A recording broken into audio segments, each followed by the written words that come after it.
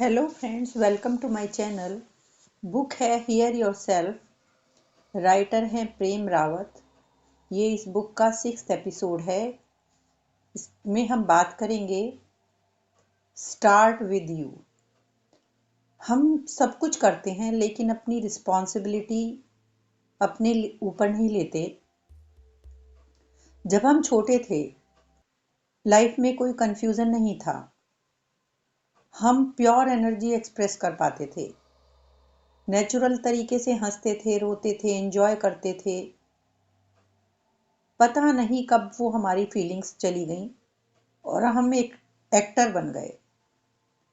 हम सबको खुश रखना चाहते हैं, लेकिन हमारा जॉय कहाँ है, हमारा लव कहाँ है, हमारी पीस कहाँ है? तो इसका आंसर है, वो सब हमारे ही अंदर है, बस हम भूल गए हैं। जब हमारे अंदर का जो कनेक्शन है टूट जाता है, तो हम सारे आंसर बाहर ढूंढते रहते हैं। लोगों से दया चाहते हैं, लोगों से लव चाहते हैं, उनकी गाइडेंस चाहते हैं, while only you are responsible for your happiness।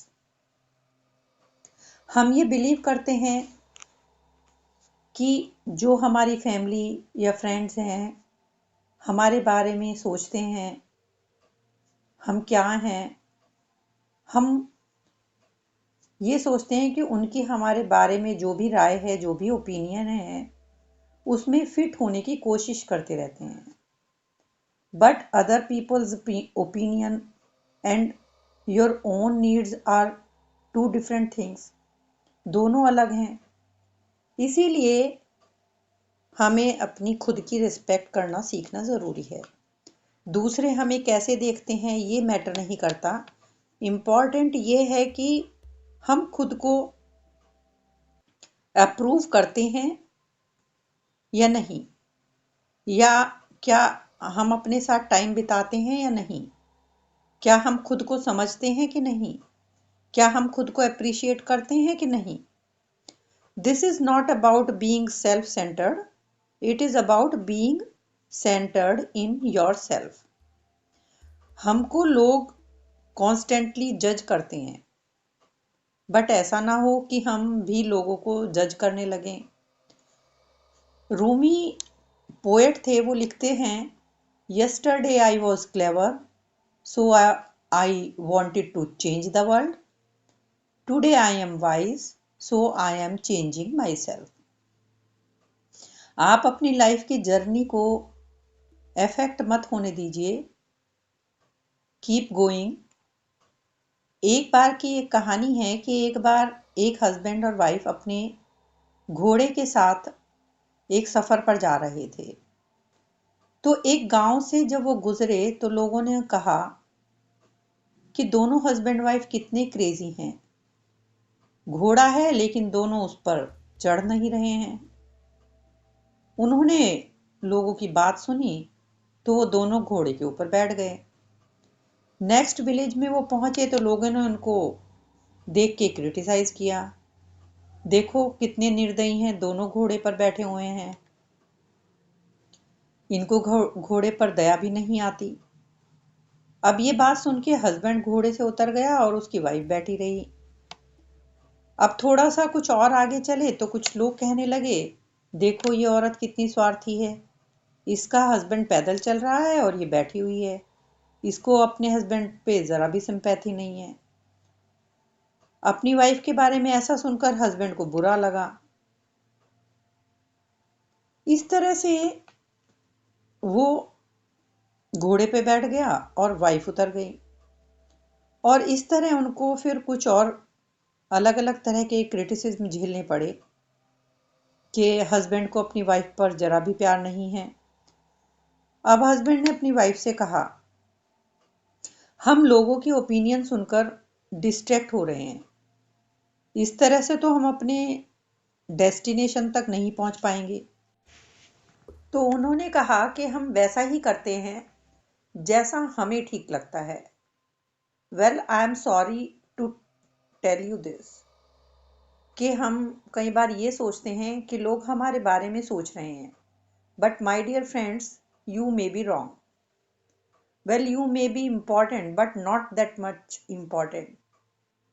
उनकी अपनी प्रॉब्लम्स होती हैं, आप सोचते हैं कि वो आपके बारे में सोच रहे हैं, but most of the people हमेशा अपनी ही चीज़ों के बारे में सोचने में बिजी होती हैं। हम में वो पावर है कि हम ये जान सकें कि क्या सही है, सो हम में एक करेज है उस चीज़ को जानने का। एक बार बुद्धा अपने डिसाइपल के साथ जा रहे थे, कुछ लोग उनको क्रिटिसाइज कर रहे थे, you are not good, you don't do this और दैट। तो डिसाइपल ने कहा कि बुद्धा, क्या आपको ये बॉदर नहीं करता कि लोग आपको इतना क्रिटिसाइज करते हैं? बुद्धा ने कहा कि मेरे पास ये जो बाउल है ये किसका है? तो डिसाइपल ने कहा आपका। उन्होंने वो बाउल डिसाइपल को देते हुए कहा ये बाउल किसका है? तो डिसाइपल ने कहा आपका। एग्जैक्टली बुद्धा ने कहा it is still my bowl. यदि तुम इसको एक्सेप्ट नहीं करोगे तब तक ये तुम्हारा नहीं होगा। इसी तरह मैं क्रिटिसिज्म एक्सेप्ट ही नहीं करता, इट्स नॉट माइन। यदि हम केयरफुल नहीं होते हैं, लोगों की नेगेटिविटी हमें अफेक्ट करती है, तो हमारे लिए तब बुरा होता है। एक जोक है, एक लड़का एक मॉन्स्ट्री ज्वाइन करता है। वहाँ का रूल होता है no speaking, just you can speak once in a year, वो भी सिर्फ 2 शब्द। साल में सिर्फ 2 शब्द बोल सकते हैं। पहले साल में उससे पूछा जाता है हाउ इज इट, तो वो कहता है टू कोल्ड। पूरे साल में बोलने उसको 2 ही वर्ड है। अगले साल उससे पूछा जाता है हाउ इज इट, वो कहता है बेड हार्ड, बिस्तर हार्ड है। थर्ड ईयर में उससे पूछा जाता है हाउ इज इट, वो कहता है to quit. Finally head monk कहता है तुम यहाँ 3 साल से हो, तुम सिर्फ कंप्लेन कर रहे हो और कुछ नहीं। हम में एक एम्प्टीनेस आ जाती है इन डिस्ट्रैक्शंस की वजह से।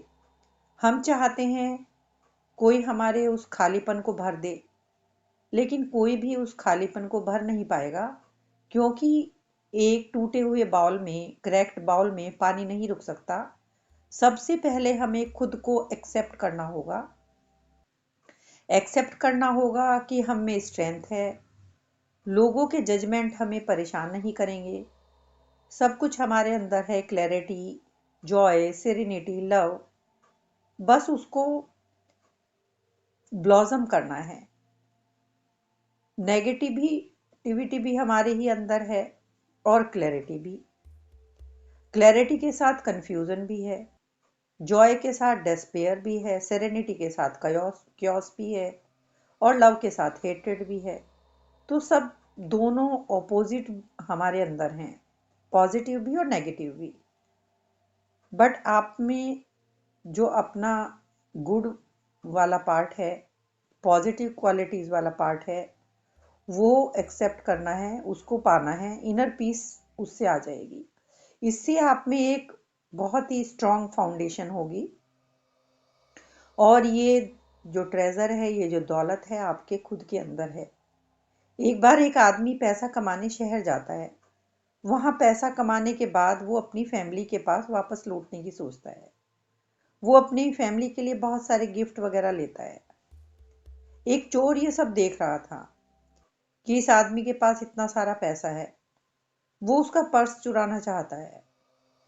वो चोर उस आदमी के पास जाता है और पूछता है कि तुम कहाँ जा रहे हो? तो वो जहाँ जा रहा था वो बता देता है। तो वो चोर कहता है कि मैं भी उधर ही जा रहा हूँ। तो वो दोनों एक रास्ते में एक सराय में रुके। डिनर के टाइम पे चोर जल्दी से उस आदमी के रूम में गया और चेक करता है, और पूरा रूम ढूंढता रहा, लेकिन उसे कुछ नहीं मिला। अगली सुबह वो दोनों मिलते हैं। चोर पूछता है तुमने काफी पैसा कमाया है, तुम अपना घर बनाओगे?